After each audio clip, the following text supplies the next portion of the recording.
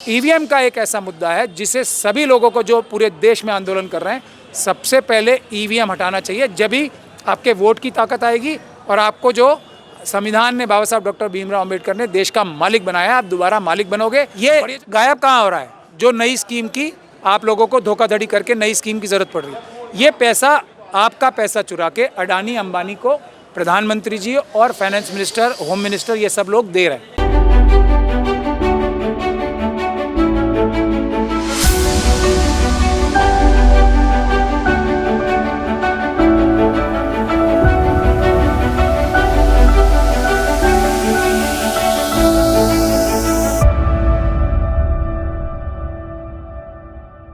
देखिए, हम यहाँ लोग आए थे, आज ईवीएम हटाओ संयुक्त मोर्चा की एक मीटिंग है इको गार्डन में, तो हम उसके लिए यहाँ आए थे। ओपीएस का हमें पता लगा आज यहाँ रन है, तो ये हमारी हमने जिम्मेदारी समझी, हम सब लें। मैंने, भानु जी ने, डीसी कपिल साहब ने और हमारे राजेंद्र गौतम साहब ने, कि हम ओपीएस के समर्थन में भी यहाँ आए, इसलिए हम यहाँ आए हैं। ओपीएस वालों के लिए मेरा एक मैसेज है, बहुत ध्यान से साफ तौर पे आप लोग समझ लें कि ये जो सरकारें हैं, हर जगह मैं इस बात को बोलता हूँ, प्रधानमंत्री और फाइनेंस मिनिस्टर आपके नौकर हैं। ये कोई अपने माँ बाप का पैसा या अपने ख़ानदान का पैसा आप इनसे नहीं मांग रहे हैं, आपका अपना पैसा है। एक तो भारत देश की जनता जो देश की मालिक है, उसका पैसा है ये। बजट में पैसा हम सब का ही होता है, और बजट में एलोकेशन होती है तो वो किस तरीके से होनी चाहिए, जो उस स्कीम के, उस क्षेत्र के लोग हैं उनसे पूछ के होनी चाहिए।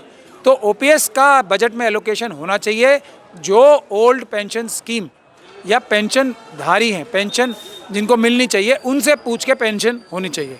तो उनसे पूछे बगैर अगर कोई सरकार फैसला करती है तो वो धोखाधड़ी और चोरी होती है। ये प्रधानमंत्री जी और हमारी जो देश की फाइनेंस मिनिस्टर हैं, उन्होंने ये धोखाधड़ी और चोरी की है। पहली बात तो ये। दूसरी बात ये है कि ओपीएस में कोई आप लोग किसी और का पैसा थोड़ी मांग रहे हैं। जो आप नौकरी करते हैं उसमें पैसा कटता है आपका, वो उसमें पूरा पैकेज होता है, पैसा आपका ही है। आपने जब नौकरी की, अपनी तनख्वाहों में से पैसे कटवा के ओपीएस के लिए आपने पैसा जमा कराया, इस तरह से समझिए आप इसे। तो सरकार अगर ओपीएस को ख़त्म करके नई स्कीम ला रही है तो वो भी धोखाधड़ी और चीटिंग है। ये प्रधानमंत्री और फाइनेंस मिनिस्टर ये चोरी और धोखाधड़ी कर रहे हैं, ये बात आप साफ समझ लीजिए। तीसरी चीज़ और आखिरी महत्वपूर्ण चीज़, ये पैसा जा कहाँ रहा है? आपका पैसा था ना, जो आप लोगों ने नौकरियां की, सालों साल तक नौकरियां की और अपनी पेंशन के लिए पैसे जमा किए, ये गायब कहाँ हो रहा है? जो नई स्कीम की आप लोगों को धोखाधड़ी करके नई स्कीम की ज़रूरत पड़ रही है, ये पैसा आपका पैसा चुरा के अडानी अंबानी को प्रधानमंत्री जी और फाइनेंस मिनिस्टर, होम मिनिस्टर, ये सब लोग दे रहे हैं। अगर सिर्फ और सिर्फ एक ही आदमी का नाम बता रहा हूँ मैं आपको, सिर्फ अडानी ने जितना पैसा अमित शाह जी, मोदी जी, मोहन भागवत जी के साथ मिलके चुराया है, उसमें आप लोगों का भी पैसा है, जो आप लोगों का जमा था आपकी पेंशन के लिए। वो जो पैसा चुराया है उसका 1% सिर्फ 1% ईडी की रेड करके अडानी से लेके सरकारी खाते में डाल दिया जाए तो आपकी पुरानी पेंशन स्कीम जो है उसके लिए पैसा ज़्यादा हो जाएगा, जितना पैसा चाहिए, सिर्फ 1%। तो ये प्रदर्शन, आपके आंदोलन अडानी जी के ऑफिस के बाहर भी होने चाहिए, अंबानी जी के ऑफिस के बाहर भी होने चाहिए, जब भी इस सरकार को पता लगेगा कि लोगों ने इनकी चोरी पकड़ ली है। तीसरा, अगर आप हमारे साथ ईवीएम हटाओ के मिशन में भी जुड़ेंगे, तो अगर ईवीएम हट जाएगी तो आपके लोगों के वोट की वैल्यू हो जाएगी। अभी सरकार ध्यान क्यों नहीं दे रही? चाहे ओपीएस का मुद्दा हो या कोई भी मुद्दा हो, किसानों का मुद्दा हो, किसी का भी रिजर्वेशन का मुद्दा हो, कोई मुद्दा हो, बेरोजगारी का मुद्दा हो, अग्निवीर का मुद्दा हो, कोई मुद्दे पे सरकार क्यों ध्यान नहीं देती? उन्हें पता है आपके वोट की वैल्यू नहीं छोड़ी उन्होंने। ईवीएम के माध्यम से आप वोट किसी और को देंगे, वोट उनको मिल जाएंगे।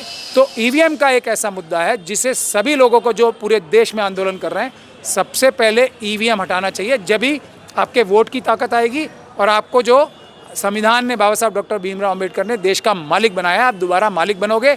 और ये जो नौकर प्रधानमंत्री और होम मिनिस्टर, चीफ मिनिस्टर, जो ये नौकर हैं हमारे, ये जो मालिक बन गए, ये वापस नौकर बन जाएंगे। तो ईवीएम के लिए भी आप सब लोगों से हम गुजारिश करते हैं कि ईवीएम के लिए हमारा जो आज मोर्चा लगा हुआ है इको गार्डन में, वहाँ भी आएँ, और ईवीएम हटाना सबसे पहली प्राथमिकता सभी आंदोलनों की रहनी चाहिए, ये हम आपसे गुजारिश करते हैं।